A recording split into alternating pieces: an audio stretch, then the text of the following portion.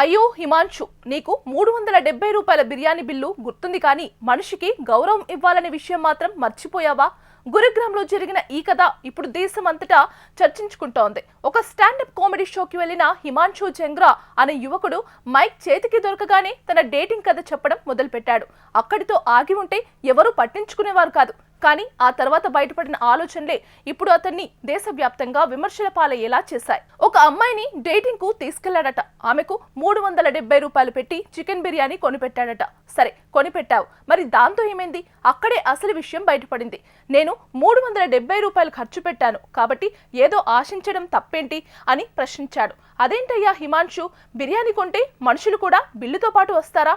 Swiggy order చేసినట్లు మనుషులను కూడా డెలివరీ చేస్తారా? ఈ ఆలోచన నీకు ఎలా వచ్చింది?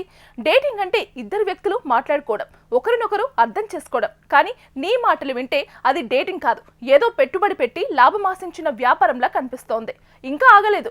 ఆ యువతికి ఇష్టం లేకపోయినా చీకటి పార్కులోకి తీసుకెళ్లానని కూడా చెప్పాడు. అది చెప్పేటప్పుడు సిగ్గుపడలేదు, పశ్చాత్తాపం చూపలేదు, పైగా నవ్వాడు. ఏం నవ్వుతున్నావయ్యా? ఒక మహిళ అసౌకర్యంగా ఫీల్ అయిన విషయాన్ని కామెడీగా మార్చేస్తే అదే సరదా అయిపోతుందా? ఇక్కడ అసలు సమస్య 370 రూపాయలు కాదు, 37 అయినా అది ఇదే సమస్య, 3700 అయినా ఇదే సమస్య. సమస్య మొత్తం నీ తలలో ఉన్న ఆలోచన. డబ్బు ఖర్చు పెట్టాను కాబట్టి నాకు హక్కు వచ్చింది అనే భావన. అందుకే సోషల్ మీడియా ఒక్కసారిగా రగిలిపోయింది. అమ్మాయిలు మనుషులు, వస్తువులు కాదు.